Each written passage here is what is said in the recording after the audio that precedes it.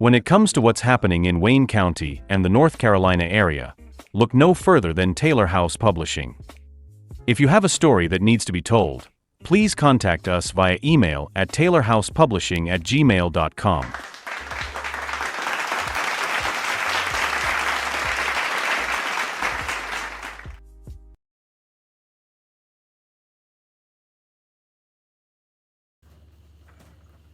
All right, what's going on, ladies and gentlemen? This is Richard Taylor here with Taylor House Publishing, back with another follow-up part 2 of the incident that happened at Pier 34 restaurant and grill. I know you've seen the previous video. Now we have the man, the victim himself, Mr. Daryl Hubbard, and I apologize. I think in the first video I said Daniel Hubbard. Okay. So got my age wrong too, but it's okay. yeah. So, well, we're gonna get into it, man. You know, a lot of people commented on the video. A lot of people seen the video, and you know, they took what I was saying as my own words. So I'm gonna let you tell the story. If you didn't see the video, this is a man who was violently assaulted at Pier 34 restaurant in Goldsboro, North Carolina. He endured severe medical injuries. I think you heard the 911 call. You saw the pictures, the photos, and everything. And so now we're going to cover what actually happened from his own version, as well as the police cover-up, the GPD cover-up, the prosecutors cover-up, and also, as he alleges, Marcus Smith's and Pier 34's cover-up of the whole incident. Yeah. So, But thanks for having me. I want to give a shout out to you and the good work that you're doing for the community here. okay. I mean, we need a voice in the community, and some of these newspapers are so institutionalized, so Republicanized. They're not trying to hear the voice of the people. So the work that you're doing, and then people in the community who have issues against these institutions, like the police department, the Wayne County, you're going to tell their story because the other institutional media are not trying to tell their story. They're not trying to expose the corruption. So we really appreciate you and your publication effort that you're doing in Goldsboro and Wayne County. Thank you. I really appreciate it. And I don't know if you're going to go into your accolades, but that means a lot coming from a man who accomplished as much as you. So Thank you as well.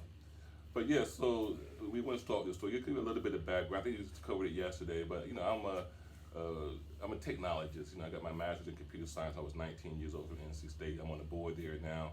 I'm a Hall of Famer there. Not all that matters with this incident, but I'm a well-established person in the community. But I like to play pool. Pool is my escape. I don't gamble with pool. I just $5 or $10 just for fun. But I'm more of I'm on a computer all day long doing my work. I'm thinking, and even I like to go out and shoot some pool just to relax. okay. But I don't go to many places because I came home last year around my mother. She turned 80. She's a minister. She's the pastor of our own church, and she turned 80 years old. I decided to come home and spend some time with her. But I know Goldsboro changed a lot. I grew up in Seymour Johnson home. I used to live in newspapers at Seymour Johnson and Green Acres home. We grew up in the project with my mother, 4 kids. But I was, God blessed me early with an early talent, and I was able to excel through school. I went to Wayne Community, got my associates when I was 17, got my bachelor's at Northland Wesleyan when I was 18, and get my master's in NC State when I was 19. Wow, you got a master's at 19. Yeah, computer science. Wow. Okay. I was teaching college at Wayne Community when I was 17. Wow. Yeah, so very intelligent. Yeah, well, God gave me a gift in technology, but then I decided to come home and spend some time, and I didn't decide to go to many places. Like Goldsboro changed a lot more. I heard things are a little bit crazy here now, so I thought I'd pick and choose a couple of cool spots I can go and just have some fun with my people. Like Pier 34 was one of them, and there's another place called Wanda's where the more professional players shoot. I spent more time there, but I like to still go to Pier 34 a few times. And that turned out to be not so much of a smart decision. I don't know if I can give you 9 months and it's a few sentences, but basically I was probably going about 9 months off and on. And Marcus is sort of like, this is like his little world. I'm gonna call it the little world because his little world, and he's like the kingdom of his world. Most people like to come to try to play Marcus in the pool. Marcus beat most of them. Okay. And so he's like the little hero in his little, his world there. But when someone comes along that can give him a run for the money, he feels a little, he's no longer the king now. Okay. Someone dethrone them, and then people start clowning. Oh, you can't beat Marcus. You can't beat this. This person or that person. Then Marcus feeling like, oh, I'm not the man no more. Now, I didn't take it like that. I'm just seeing this behavior over time, And once he said to me, man, he said, I don't like losing in pool. I'm like, about okay, I am. You don't like losing, why are you playing? I mean, this is your bar, your restaurant, customers coming here, patronize you. Every time I went there, I always spent at least 50 to 100 bucks just to show support to the business, right? Yeah. I wouldn't think that he would take that as I don't like losing in pool, like I'm gonna try to kill you over it, right? So how many times would you say y'all played over that 9-month period? I went there I say every, but Thursdays and Sundays were my nights to go there because I like to go when it was slow. And Sunday was like the slowest night, because that's when we could play better. Okay. So Thursdays, and I went there like clockwork, 10 o'clock. Well, I know this was absolutely a setup. Because they closed at 8:30. They closed at 8:30. Now, before they used to close late on Sundays, but they had a promoter that was promoting Sunday nights. And she stopped promoting. I did all this after my own investigation around December. She stopped promoting, but then they started closing early, around 8:30. But I still routinely went there at 10. So when I went there at 10 o'clock or 10:15, I didn't know they was closed. Okay. I thought they were still open, but the sign said open. The door was unlocked. So I just went in. There was no security, no one at the front desk. So I go upstairs. There's only Marcus and Andrews in the restaurant, or in the bar. Marcus and Andrew is the bartender. Okay. Then he looks at me like, hey, how you get in here? And then let me go down and lock the door. I didn't think nothing of that. He goes, at the time, so he goes down and locks the door, and he comes back up, and they pretend like it was still open. Okay. They actually, when your interview was saying they told me it was closed. Actually, they did not tell me it was closed. They pretend like it was still open. Okay. And it was like, oh, you can't shoot some pool. Like, yeah, okay, well, I'm gonna rack them. I said, okay, cool. So he went over and racked the balls real quick, and Andrew said, hey, I'm gonna play you today since it's slow tonight. I'm gonna play you today also. And that was before I even finished playing the market. He made that comment. I'm like, okay, cool. So me and Marcus played a quick game. I beat him, pretty handily. And then as usual, when I beat him, he goes to the back through those double doors and normally get more quarters and come back. Okay. So he went to the double doors again, which I didn't think nothing of. Then Marcus not Marcus, but Drew comes up. I forgot his name. I didn't know his name. I'm gonna tell you straight. Like Drew, since 9 months I've been going there, we've never ever had a conversation about anything other than me ordering drinks at the bar, right? And he's a very nice professional guy. He's like a model loyal employee from my view. If I had a bar, I would hire Andrew to work for me. Okay. That's how I saw it. He was never a rowdy person, never a confrontational person.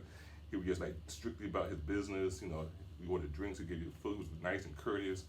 Never thought, nothing about Andrew. So this was the first time. So when he came to the table, I was like, hey, so what's your name again?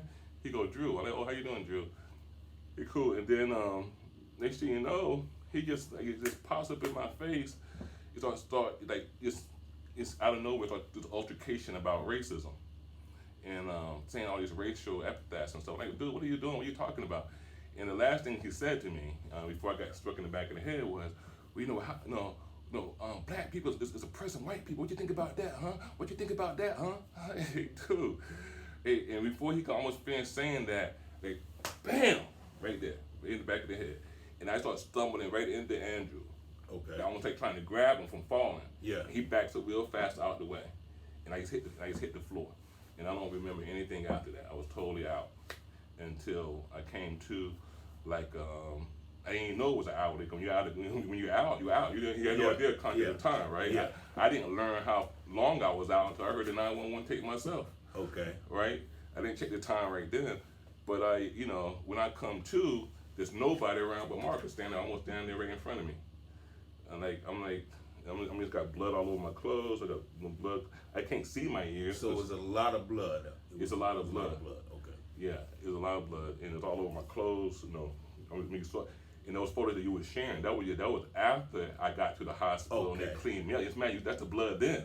So imagine how much blood I had before I even got there. Okay, so the photo with you on the back, that was still like... That was before surgery. Okay. They were just cleaning me up. Okay, so and you still had all of that blood. Yeah. Okay. So you can imagine how much I actually had, right? That was after the cleanup. That was still before surgery, right? So... So did the police talk to you there at the hospital? Now, they said the police came to the establishment. Okay. And I just don't remember because you've been unconscious that long. Normally you interview someone after they you don't know them at the time of the infliction of the assault. you know, wait till they get their mental acuity. Yeah. But so I don't even remember talking to the police. If he did, but they said I talked to him, told him I don't remember anything. And I don't remember anything. I was knocked out unconscious. But the only thing I do remember is being hit in the back of the head. Which you can see, I had to shave my head off. But when I went to the hospital, they my ears were so messed up. They flew me to Greenville. Actually, I said flew, because you said actually they didn't fly me. They put me in the ambulance and drove me there. But yeah, they transferred me to Greenville, and that was the focus of this. But the next day, when my head continued to throb, I remember me getting hit. I shaved my head off and went back to the hospital and had them to examine it. And that's because they didn't. I had a whole full head for the hair. So at the hospital, they only examined my skull with a CT scan, right? Okay. They did. But they didn't examine the actual flesh, the actual head. Yeah, not the first night, because they transferred me to Greenville to focus on my ears. Now, so right there, what do you think they did to your ears? Because what do you like? Some people say cut, some people say bit. Like what? Well, there'd be no bite. Yeah. So I mean, I know Mike Tyson tried to bite some ears one time, but so it's not a Mike Tyson bite. And of course, I know you wouldn't know, because it was out. But the bottom line, they saying with the pool stick. Pool stick. Did no damage like that. So they said that's what it was. So the story they given to the police, because I didn't know until I went to the prosecutor, and the prosecutor said, well, the story they're saying is you assaulted Andrew with a stick, which is, anyone who knows me knows that's absolutely crazy. But he said, I assaulted him with a stick. He blocked it. I didn't even have a stick in my hand at the time. He didn't have a stick in his hand at the time. We was talking this thing back and forth. But he's saying he blocked it and struck me with his stick. It knocked me, and he kept punching me in the face after that. Now you tell me, does that add on? There's no. First of all, there was no punches to my face. Period. Yeah. All the injuries was on the side of my neck and ears and throat, right in the back. So there's no evidence of any kind of punch fight. It was all weapons assaults, right? But they trying to make us minimize it. Of course, there was no weapons. You heard on the 911. There's no weapons involved. Absolutely no weapons. So when the police got there, they should have investigated it. But because I don't know what the relationship Marcus has with the police.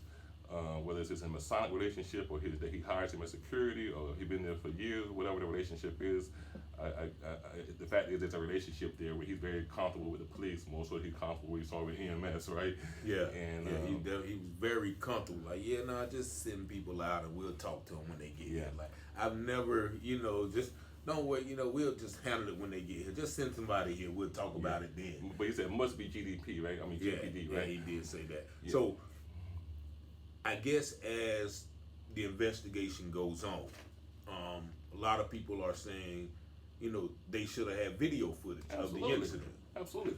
You sell liquor at a bar with people coming in from the public. I don't know anybody that want to have video cameras. And I know they have video cameras too, so why are you not producing it? Why either he turned the video off because he knew what it was about to do, or he kept it and told it as a trophy.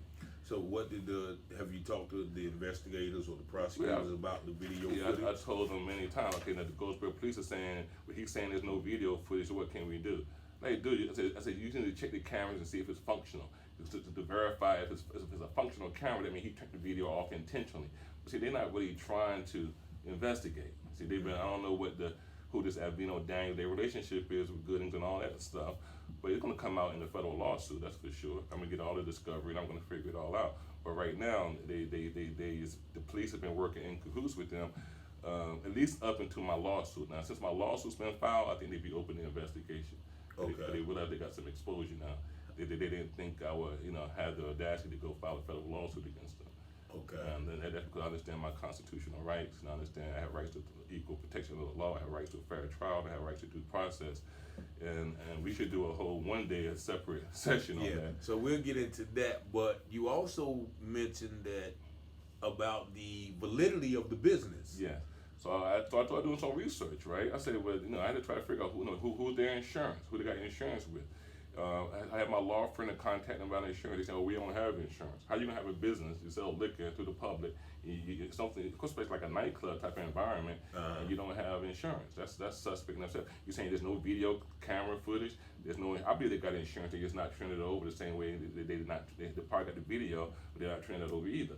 But then the most striking things, I call it Secretary of State about their basic, it's called Pier 34 Seafood and Pub. It's a legal name. Yes. To see how valid, when the business incorporated, how valid. They tell me the business was dissolved last year. You need to go to their website and pull it up yourself. I went there last night just to double check it.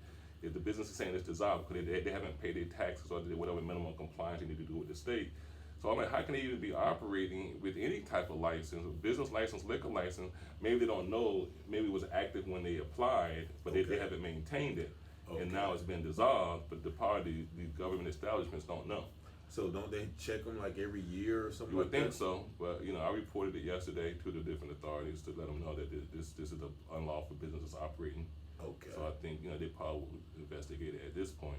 But I think they probably don't have a routine of everybody got their own departments, right? Nobody's probably double checking everything every year. Yeah, because I remember around here, like if somebody doesn't have a business license or a liquor license, they normally know and shut them down. Yeah, with liquor license, I reported to the liquor license people yesterday.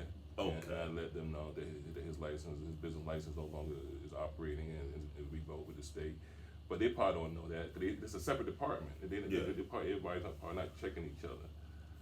No balances and checks. But why would you go to a business that has no valid business license, no insurance, and no video cameras, and they selling liquor and anything can go down at any time? So there's a gunshot in the parking lot. No one can have evidence of what happened. But this is like a death threat for anyone who attends this business. So you also mentioned the assault weapon. Yeah. So where is the assault weapon? So I mean, even if you're saying it's a pool stick, where's the pool stick?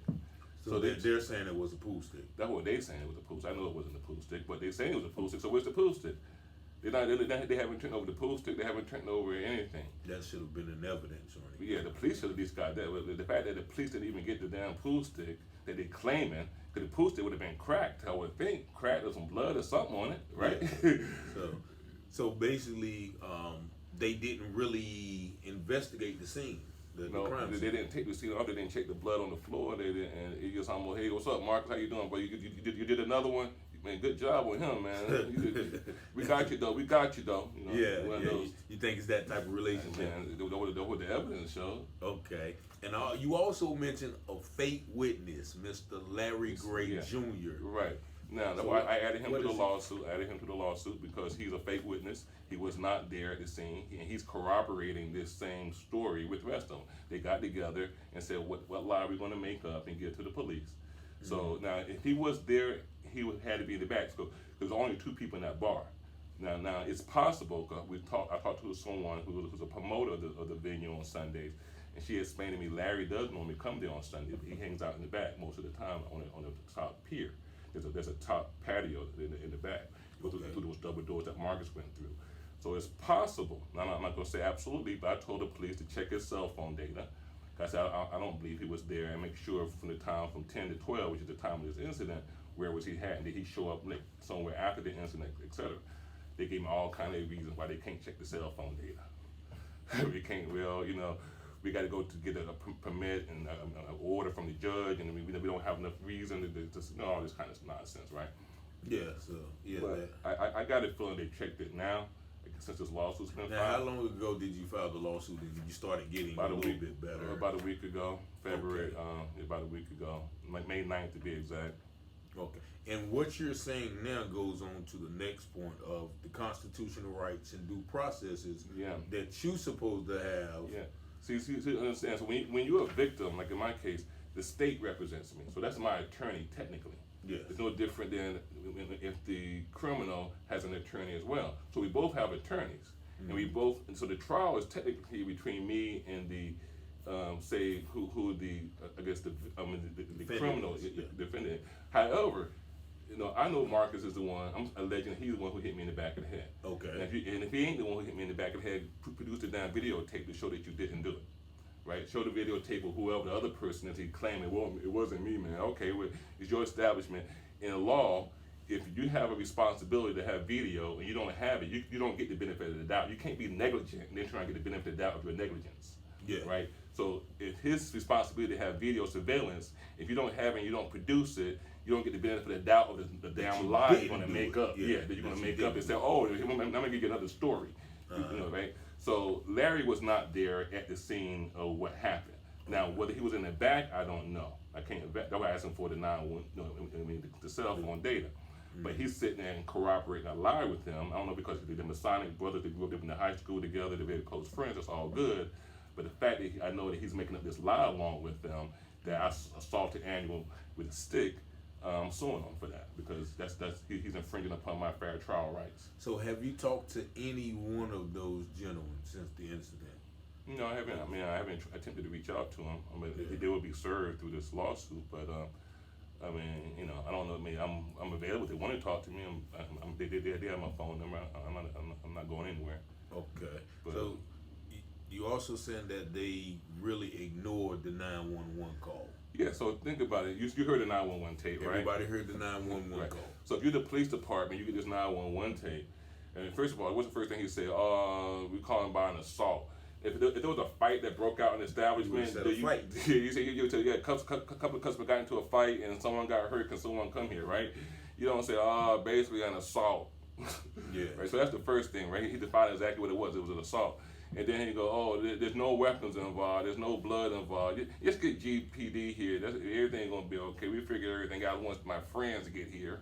Yeah. Yeah. That's. I mean, when you put, I didn't want to say it like that in the video, but that's sort of how it's saying. Yeah, we'll play it how it play out when they, when the first responders come.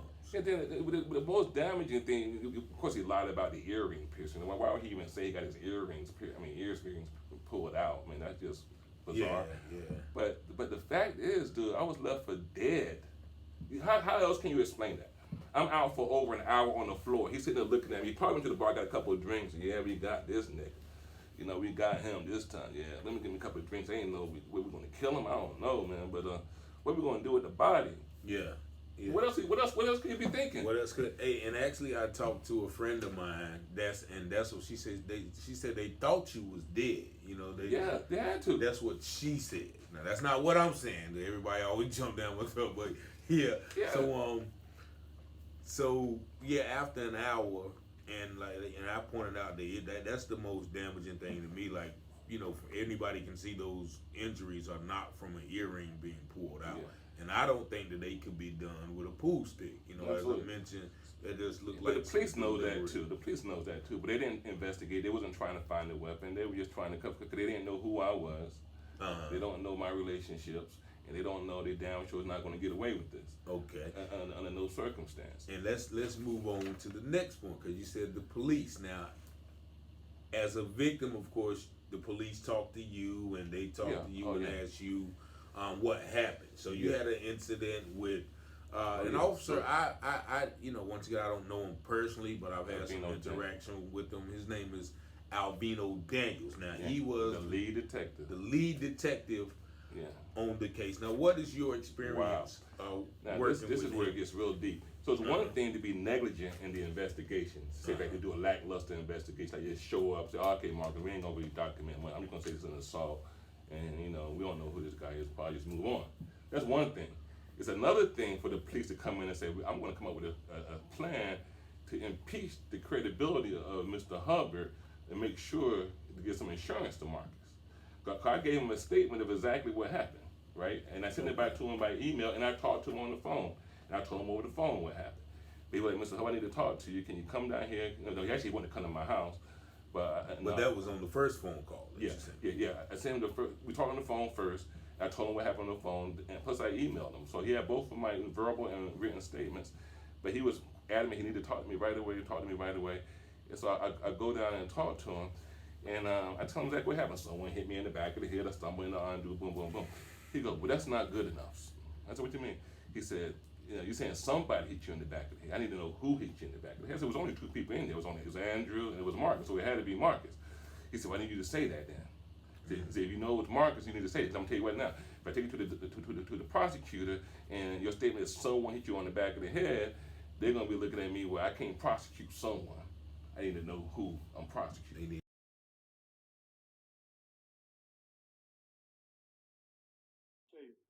The only part about the job that's very aggravating is when I deal with the people across the street. That's the DA. When I put my case together with him. Right. You in that place, and you said that you believe that Marcus hit you from the back. The reason why this is really important, Yeah. right? Already, hear me out. They already said, because I just got off the phone when the officer showed up on scene. I said, where's the video? Yeah. I need some video collected. They told the officer, he said, don't none of his cameras work, all of them are dummy cameras. That's what he told the officer. I don't need the camera. What I need, though, I need you to think about this now, because I don't want nobody to say, I'm leaving you to say anything. I need you to say, he hit me. It's very important. Because if I got 2 people in there or whatever, 3 people in there, they could say, no, it was only me, Marcus, and the white guy. there you go. Let me ask you. That's what I'm getting at. They both of them going like this. I didn't do it. He did it. He did it. We get to the DL office. They don't know who chose it. Let me tell you why. But if you say, he hit me, that's who I'm going to get. Yeah. You see what I'm saying? Absolutely. I need you to. Yeah, and the reason why I know if Marcus, because only 2 of us in there, the white guy's in my face talking like this. I hear something go bam. So it had to be more. Yeah, so y'all the only 2 in there. I got you. You see, swole. Yes. He hit me on the There you go. So and it hit me in the face. Yeah, Look in my face. But watch this. This is how I want you to do it. This is what I want you to do when you go home. Be very intelligent. I'll say every statement. I need you to write me another one of them intelligent statements that me and Drew was arguing. They went with 2, 3 of us in there. I need you to articulate that. When I was arguing with Drew, Marcus struck me from behind. Okay. And that's all I remember. I mean, now let's remember. No. When he struck me from behind, I remember falling into Drew, and Drew moved out the way. All right, that's all I need to tell you why that's so important. Yeah. Because once I charge him, I can't testify to it. Right, yeah. You have to testify. Absolutely. You get what I'm saying? And I just want you to you have to make sure you word it correctly. Yeah.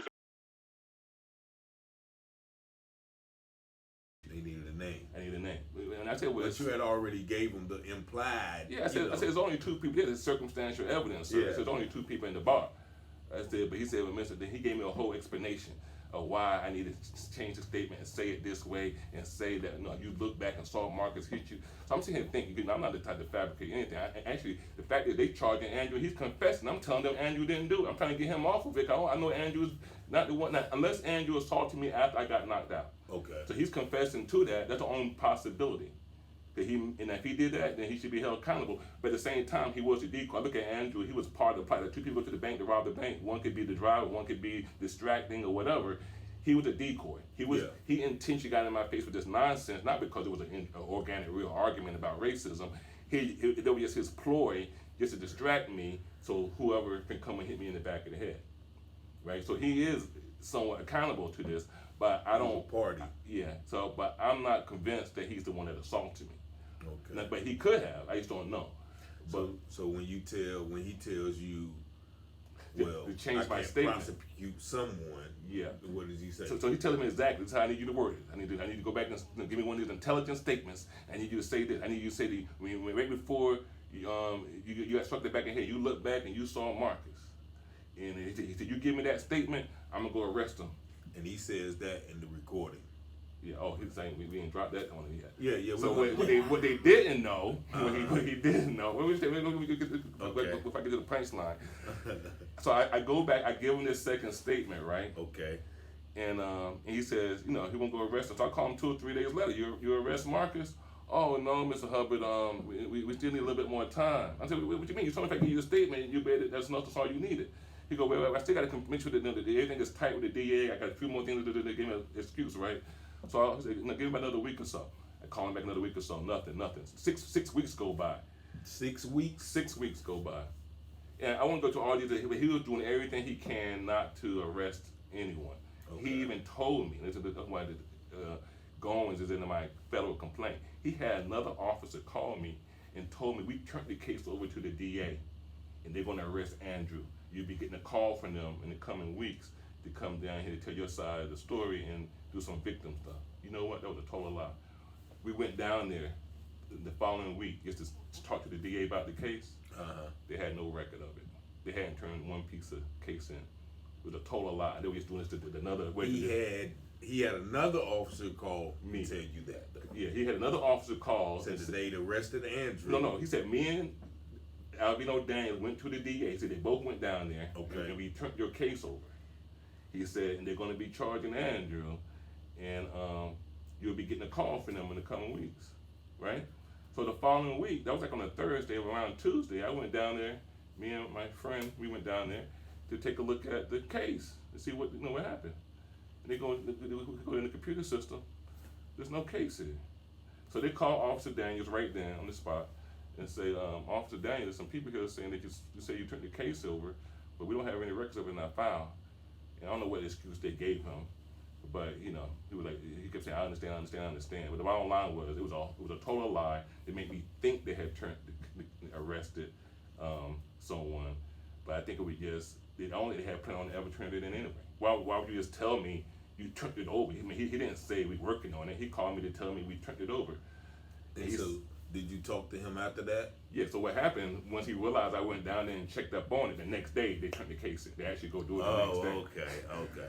So it was just a stall tactic, basically. Well, I think it was more than a stall. I think it was I don't think it was planning on turning it in. Of course, I don't know for sure. And that's the thing about, I must say, goes with, if you don't press the issue, they not going to press the issue. Yeah, they're going to let it go away. Yeah, now, absolutely. That's not just in your case. There's some things I've seen. Yeah.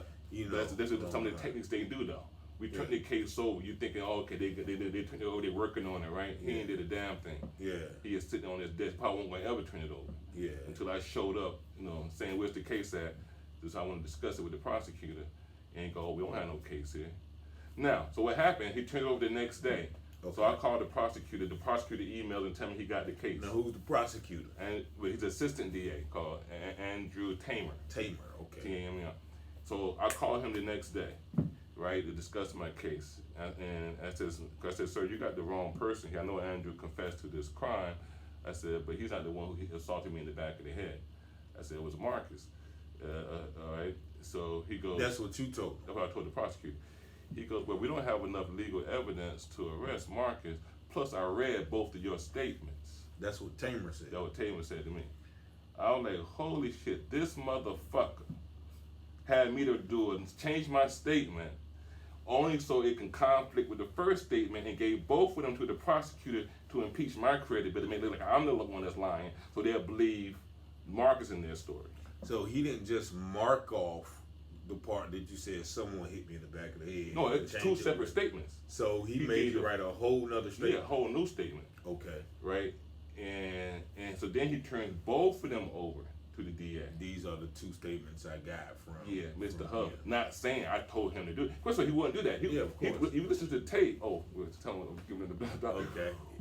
So when you see, he didn't tell him that he coerced me to make that statement. Of course, he's not going to say that. Oh, right? so that was he was in the meeting with you and the prosecutor? No, just me and Daniels. Okay. But I'm saying, but when he turned it over to them, he didn't tell them, this is the statement I had Mr. Hubbard do, right? Of course, he just made it seem like, he just made two completely statements. So I knew what the game was at that point. So I'm not slow. So when I realized that he had done that, I said, yeah, this motherfucker. He had me to do two statements to change my original one, to try to get this nuance to say I saw Marcus do it. I never said that in my original. I said I saw someone hit me in the back of the head. Yeah. And he goes, now we can't believe Mr. Hubbard because he changed his story. That's what the prosecutor said. Yeah, well, that's the inference of all of this, and that's the treatment I got. The impeachment. So guess what? So I emailed the chief and everyone. I said, and I basically tell them there's corruption happening in the Goldsboro Police Department, and I said I was coerced to change my statement and promise to make sure the person who I'm alleged assaulted me will be held accountable. And this was only a ploy to impeach my character and impeach my credibility so they can believe the other side. And so Chief West said, we're going to do an internal investigation. They asked me to come in and make a statement. I said, what a statement going to make? You're not going to believe anything I say. Mm-hmm. He said, well, what else you got? I said, I'll let you know when I get down there. So what I had was, what they didn't know, the recording. I recorded every call. To this day, I've been recording every call I had with the police department and the prosecutor and everyone I've talked to, right? And I have a 30-minute tape of him explaining to me and telling me exactly. And you should air some pieces of it. Probably too much to put it the whole 30 minutes, but just enough to show where he was coercing me to change my statement, telling me exactly what I need to say to implicate Marcus. So what did the chief say when he, or did you let him hear that part? Oh yeah, when I brought the tape with me to Internal Affairs. Okay. And I let the ghost brought Internal Affairs, yeah. though, not the big boy Internal Affairs. Yeah, and right. And I also sent it eventually to the Secretary, to the Attorney General of the state as well. Okay. That was later. State. I do things step by step by step. I wasn't there yet. Yeah. But I'm there now. All right. But at the time, I was dealing with Internal Affairs.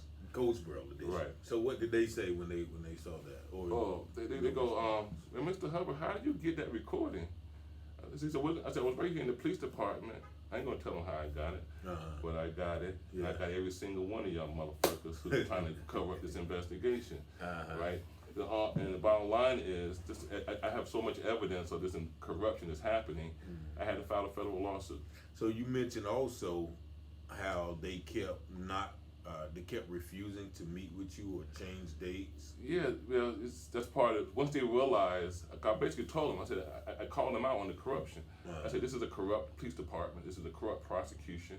I said I'm going to do my own internal investigation on you guys. Okay. So I put them on notice, and I don't think they took me that seriously. But I think they are now. Okay. And the only thing I can say is I've uncovered a significant amount of wrongdoing. But once I put them on notice, I was investigating them, and they realized the evidence I was collecting, they all just stopped talking to me.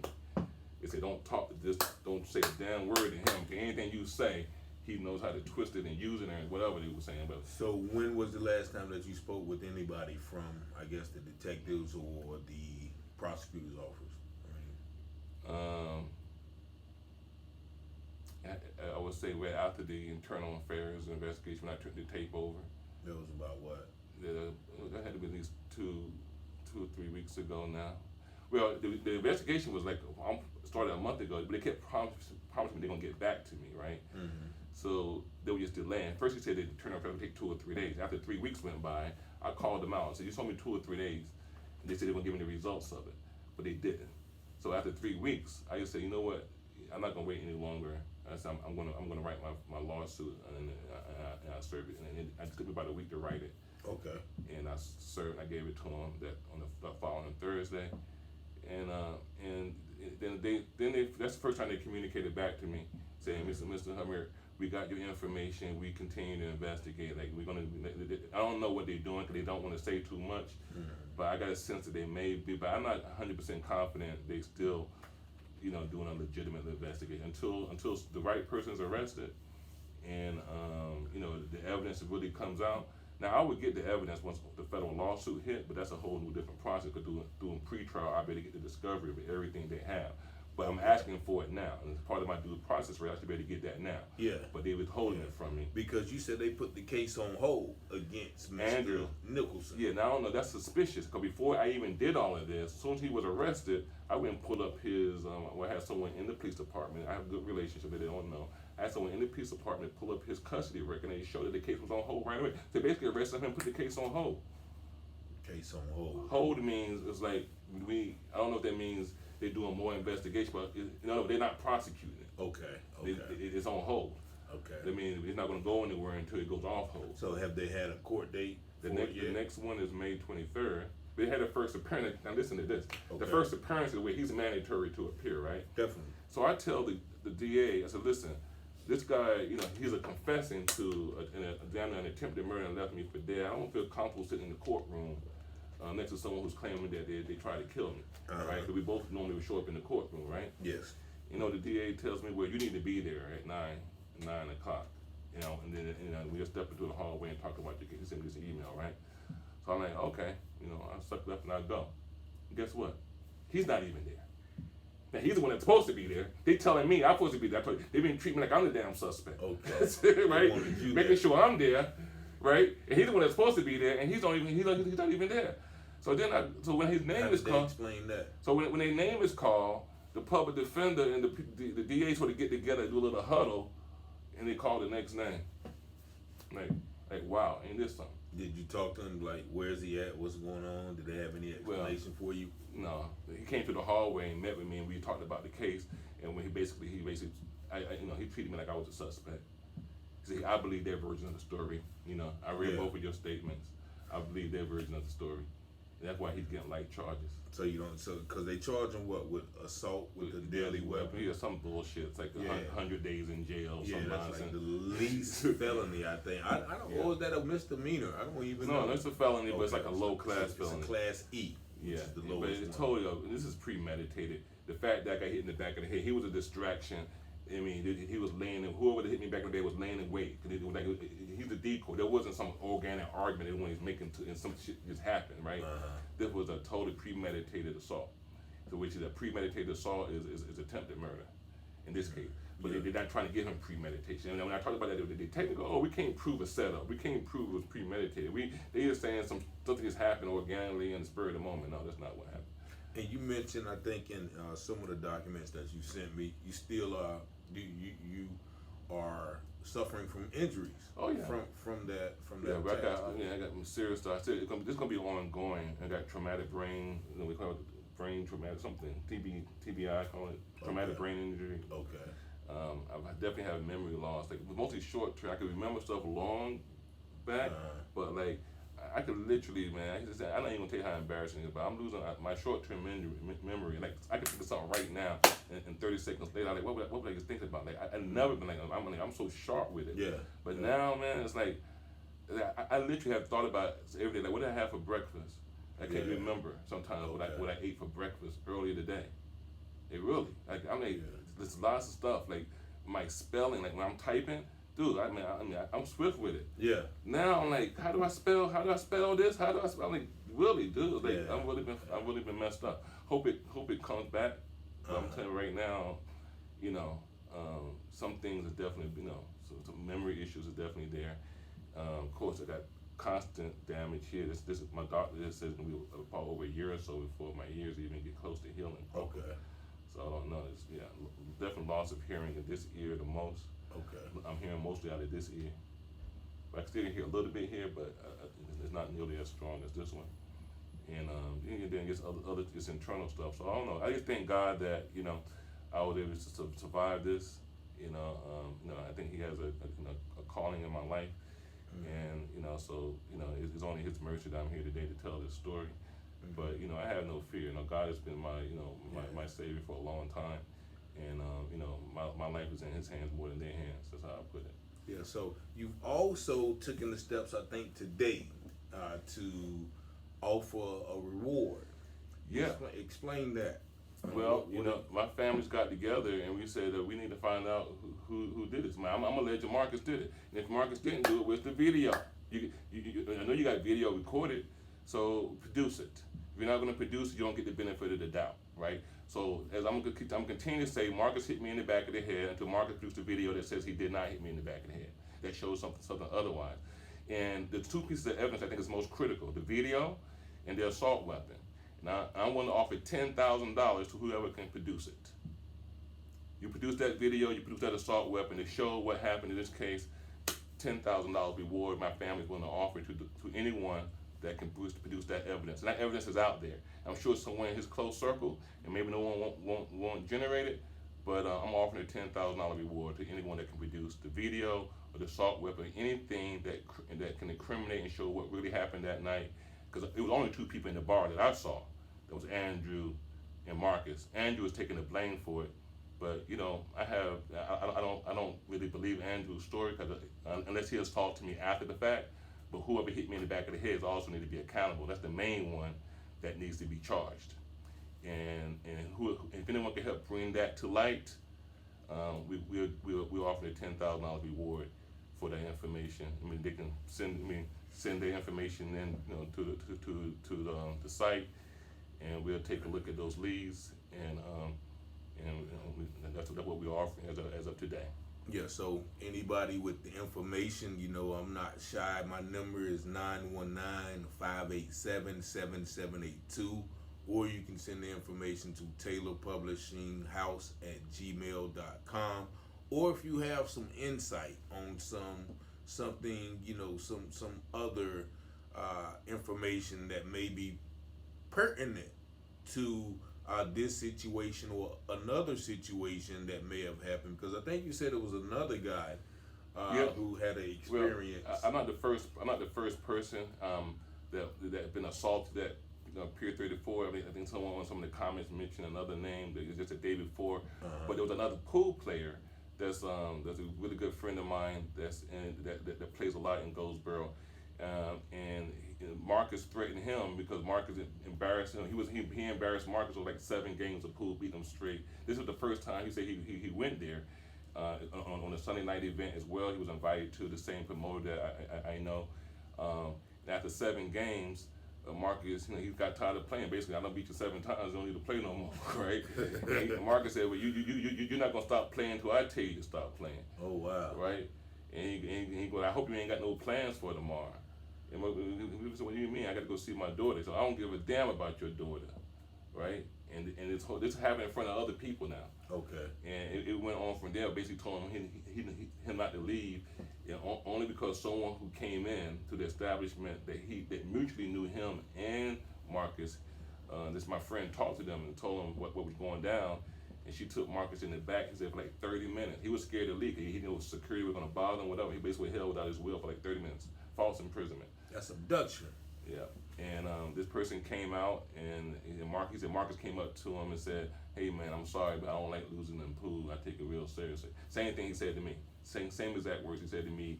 And now this happened to him like 4 or 5 months before my situation. Okay. He said around September. My situation happened in February, so it's 2 totally separate incidents. Now he only threatened him, but he showed his propensity to this kind of violence and this kind of behavior, right? But with me, it was a little bit more thought out. I came there when they were technically closed, but so there was no one there. There was nobody from the public there. It was only like 2 people, Marcus and Andrew, unless this guy Larry, someone else was in the back that was not in the public area. This happened within 20 minutes, 15 to 20 minutes after I got there. So it's very much they could have been back smoking and doing something on the back patio, and came out only to assault me. So that is a possibility. And only the videotape will be able to prove that. So also, I remember reading in some of the information that you sent me that one of Marcus's family members reached out to one of your family members. Yeah. And what was that situation like? Well, that's a little comical. But Marcus's brother, Micah, called my daughter, and I brought my daughter there one night. Okay. And so she knew Micah, but she didn't tell me at the time. But I guess when this whole thing went down, Micah calls her and says, "I heard, sorry about what happened to your dad." I never told my daughter what happened, so I don't normally even speak about, I just handle business. I don't go around talking. Yes. And she was like, "What happened?" He was like, "Well, your dad got assaulted." And she was like, "What?" She's like, "Yeah, he was hurt pretty bad. We taken to the hospital." He said, "Someone assaulted my dad." She couldn't believe, because she knows who I am. She knows my background. And why do you say they know who you are? You are like a martial artist who's very good. Yeah, when I was, 2 things I was good at when I was growing up. I was very smart in books and technology, and I was an avid student of martial arts. So my father's an 8th degree black belt, and he taught me how to fight when I was from the 3rd grade forward. He told me he's gonna be in the butchers watching me every day, and if I ever come home with my butt beat again, I used to get beat up when I was small. Okay. He told me, if you ever come home, my teacher called my dad one day and said, "I don't know what to do, but the kids are bullying your son, and he's getting beat up every day." Okay. And so that's when he taught me martial arts. He said, "You ever come home again, I hear that story, I'm gonna beat your ass myself." Yeah. Right? Okay. So I became by the time I was 16 years old, I became a professional fighter. Okay. So I used to fight in tournaments, and I got trophies. I brought some out there just to show you want to see them. But I got my first karate championship when I was 16, professional Medal Sports Arena right here in North Carolina. So I don't know if it's still in existence today. But the idea, since then I've been very professional. But when I got to my early 30s, I quit fighting because I was, But that's something you never forget, though. Oh, no, not from that year. Some people may start late in their life. I started when I was in the 3rd grade. Okay. And I became pro at 16. Okay. And then I continued from there. So the idea, first of all, I would never strike someone. I would use my fist and my foot better than a pool stick. Okay. I'm way more deadly with my hands than I am with a pool stick. Okay. Right. And the idea that he said I struck him, he blocked it, and turned around and struck me back with a pool stick. Nigga, please. That's comedy beyond comedy. So when the individual called your daughter, and my daughter was like, "No way, that's happened. No, my dad, like, you don't know my." She kept saying, "You don't know my dad." And yeah, she said, "I don't believe that story. You don't know my dad." yeah, And she kept saying, "When if he want to press charges, we support him." She was like, "But the last thing you need to be concerned about him pressing charges."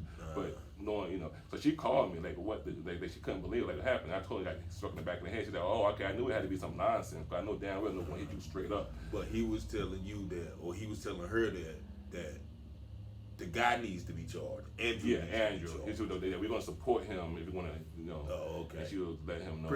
Basically putting the blame, making sure that she knows that the blame is on him, Yeah. or you know by proxy Yeah. that the blame is on him. If I didn't pay that no attention. Like I said, man, Andrew is I mean, until there's evidence to show that he assaulted me after I was knocked out, and he's confessing to it, so fine. And he did. He was a decoy, but I wanted to put more bet and more weight. It was on someone else actually did this than Andrew, but because he didn't have no weapon in his hand at the time I got hit, right? He was just a decoy, and I stumbled into him and fell. Now, could he have gotten a weapon, or could he have joined into the fight? Maybe he thought, okay, they beat his ass, and he beat his ass too. I don't know. Maybe all three of them participated. Maybe they passed whatever around. Everybody took in turns. I don't know, right? Yeah. But the point is, he ain't the one who hit me in the back of the head.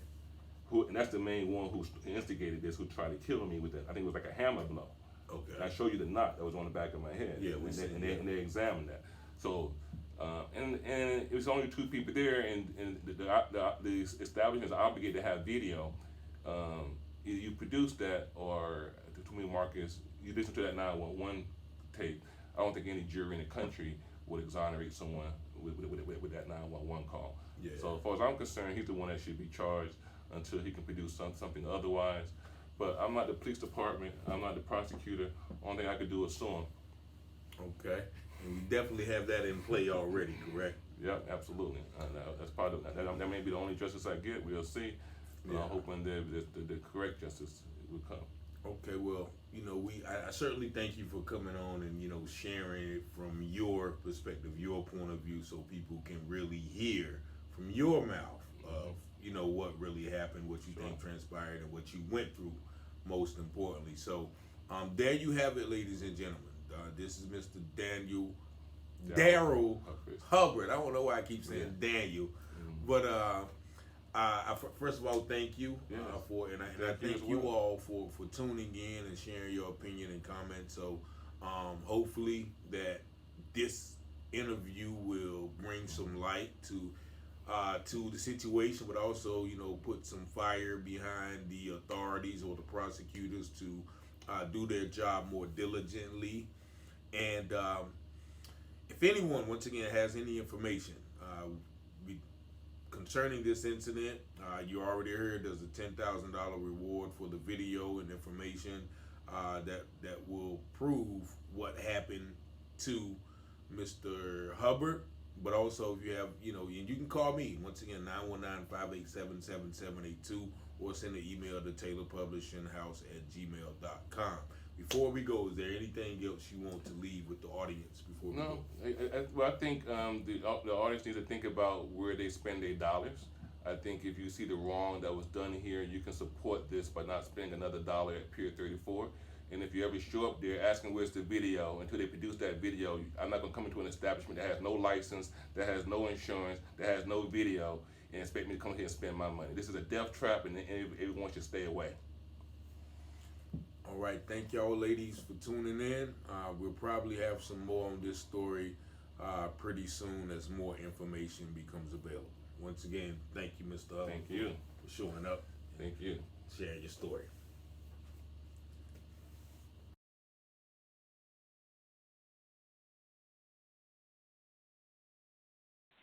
Wayne County 911, what is the address of the emergency? Yeah, we got a little incident here at Pier 34 on 1206 North Berkeley Boulevard. Okay, you said 1206 North Berkeley? Yeah, Pier 34. At Pier 34? Yeah. Okay. What's the phone number you're calling from? What were you saying now? What's the phone number you're calling from? 919-622-3725. Okay, tell me exactly what happened. Excuse me? Tell me exactly what happened. Nah, it's basically assault. Okay, are you at the? Yeah, we here at the Trouble Six. Okay, is that the the bar there, or are you at the apartment complex? Nah, we at the restaurant. Okay, and so you said somebody was assaulted. Yeah. Do they need EMS? Nah, I don't think they need MMS. You need EMS? EMS? No. Nah, we can basically play it out. Have first Okay, responders get here.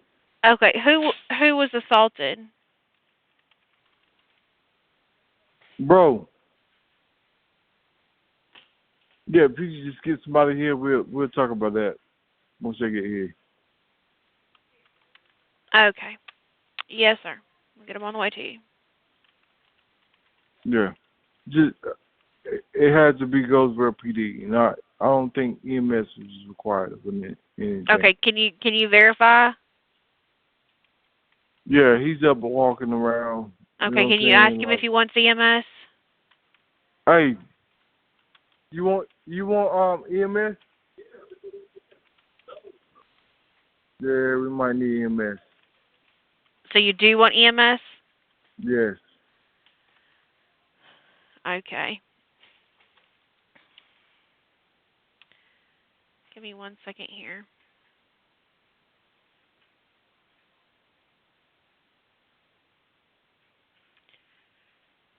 Okay, give me 1 second.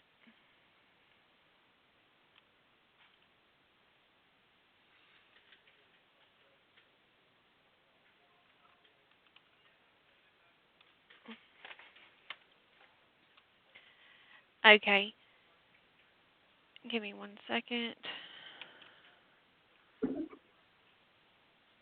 You want EMS?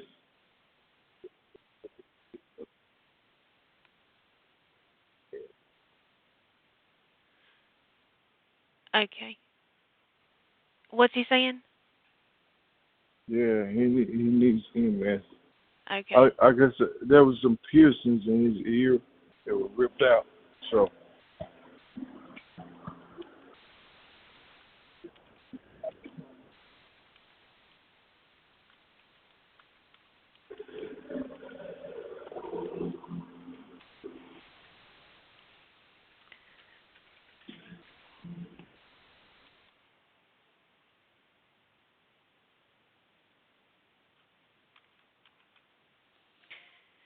Okay. Are you with the patient now? Excuse me? Are you with the patient now? Yeah, just having to come over Pier 34, 1206. Okay. How many people are hurt? Just one? Is that correct? Just one. Okay. Do That's you know all. how old they Just are? one. He might be 40. Okay. And you said it's a male patient? Yeah, he's walking around. Nothing Okay. extreme. Okay. When did this happen? What time is it now? 23:43. So 11:43. 11:43, about 10:43. Okay. 22. Is the person that attacked him still nearby? I don't think so. I Okay. haven't seen him. Were there any weapons But involved? no, absolutely Okay. Is there any serious bleeding? no. Is he responding normally? Yeah, he's responding to them. Okay. And you said it was his ear? Both ears. Both ears. Yeah. Okay. I'm sending the paramedics to help you now. Stay on the line. I'll tell you exactly what to do next. Okay. Thank you. Okay. All right. Reassure him that help is on the way from now on. Don't let him have anything Yeah. to eat or drink. It might make him sick or cause further problems. And don't move him around Gotcha. unless it's absolutely necessary. Just tell him to be still and wait for help to arrive, okay? Gotcha. All right. I want you to watch him very closely. If he becomes less awake and vomits, quickly lay him on his side. And before the responders arrive, if you could send somebody Yeah. outside to flag down the paramedics to bring him to the patient, that'd be great. Okay? All right. If he Okay. gets worse in any way, just call us back We'll call do. us back immediately for further instructions. All right. Thank you, sir. All right. Thank you. Uh-huh. Bye-bye.